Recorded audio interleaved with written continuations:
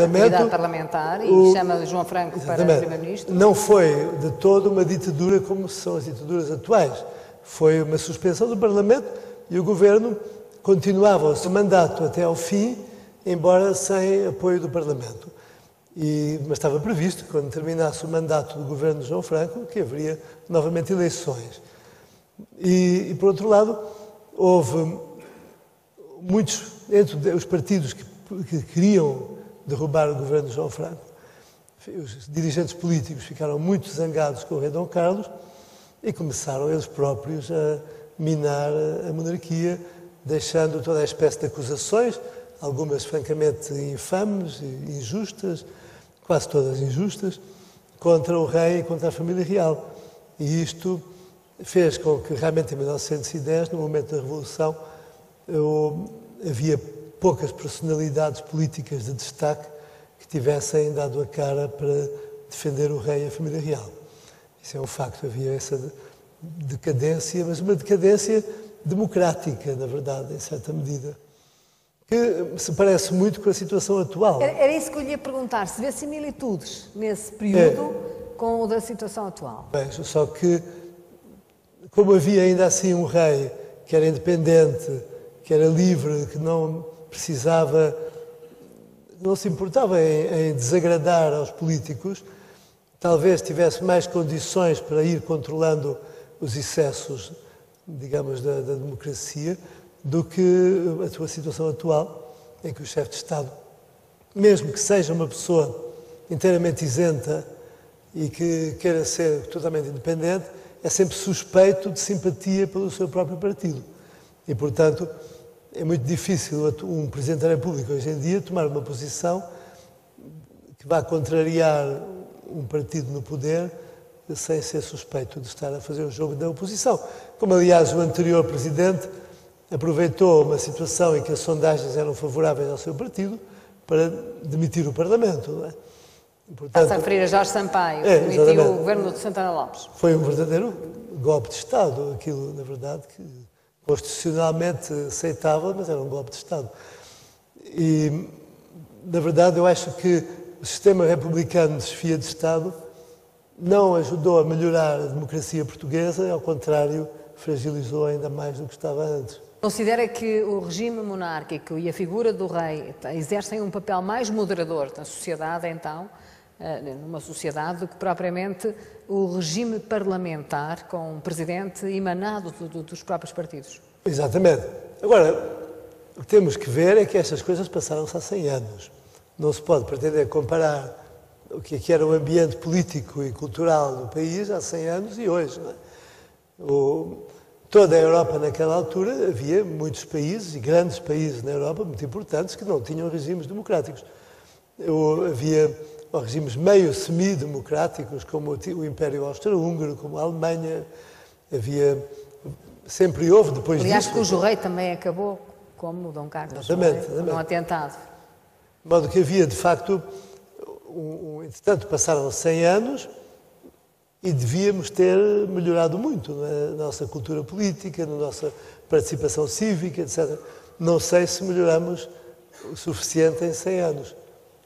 Eu estou-lhe a fazer estas perguntas, e já lá vamos, ao regime que o senhor preferiria hoje que governasse o país, mas ainda voltando à figura do rei, eu vou chamar a atenção destas folhas que eu tenho aqui na mão, são exatamente a carta que o preceptor dos príncipes, Luís Filipe e Dom Manuel, Dom Luís Filipe e Dom Manuel, na altura o preceptor Mãozinho de Albuquerque, quando foi designado para estas funções, escreveu uma carta aos príncipes.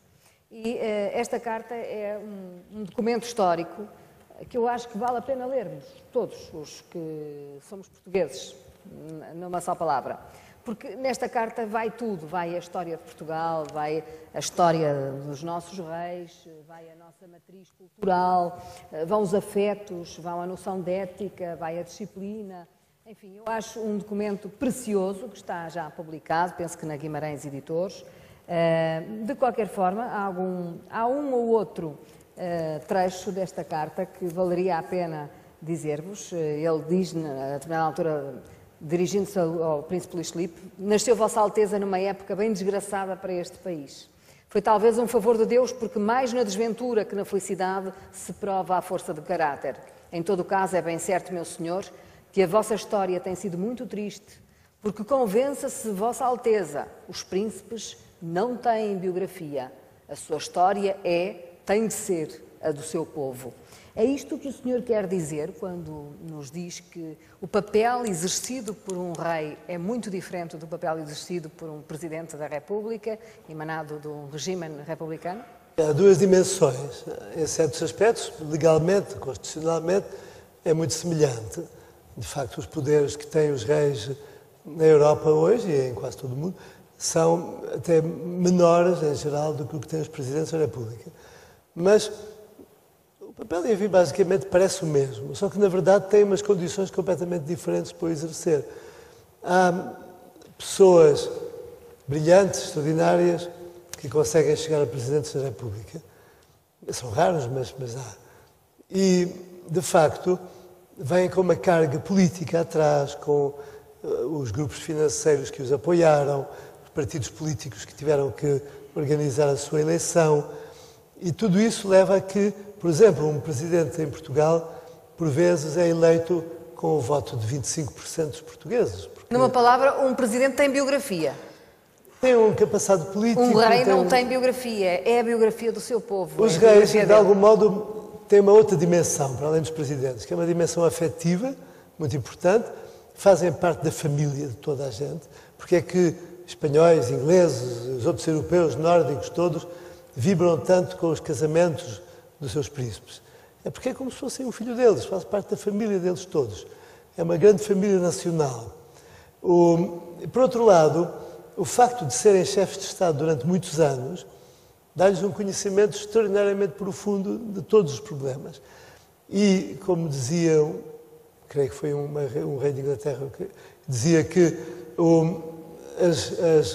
os elogios têm que se dar em público, mas as reprimendas em particular. Os reis realmente chamam os governos, falam com eles, falam com os políticos, avisam-os dos problemas, mas sempre em particular. Nunca vão atrapalhar um governo em público. O primeiro-ministro Harold Wilson, socialista inglês, dizia que se tinha que preparar muito melhor para uma reunião com a rainha do que para uma reunião com o Parlamento. Há menos risco de conflitualidade entre as instituições, do seu ponto de vista, se houvesse um rei, entre o rei e um governo, do que entre um Presidente da República e um governo? Em todo o século XX, em todas as monarquias europeias, não sei de nenhum caso de conflitualidade que tenha acontecido. Não é? E isto, obviamente, enquanto que nas repúblicas é permanente. Mas na república são clássicos, não é? As relações entre... Depois, a determinada altura, o Mouzinho de Albuquerque diz também: rei tem de se esquecer de si para pensar em todos. Por isso que ninguém como ele tem de levar a abnegação ao maior extremo. Ninguém como ele precisa de ser soldado na acessão mais lata e sublime desta palavra. Soldado pronto da recruta em todas as armas, instruindo em todos os serviços, desde o da cavalaria, que numa galopada desenfreada através de uma saraivada de balas, vai completar com a carga a derrota do inimigo, até ao maqueiro, que vai buscar os feridos à linha de fogo, ao enfermeiro, que deles cuida na ambulância, e por aí fora, e continua. Ou seja, o rei tem de exerce esse papel moderador e exerce-o em muitas dimensões diferentes. Não só por cima, mas também junto do povo mais humilde. Nomeadamente, vê-se muito isso em Inglaterra, onde, com agora o príncipe Carlos, que não é rei, mas que, enfim, é o indigitado futuro rei, ele conhece a Inglaterra a fundo. Ele trabalhou como mineiro nas minas de carvão durante um mês, trabalhou como agricultor nas regiões mais pobres de Inglaterra.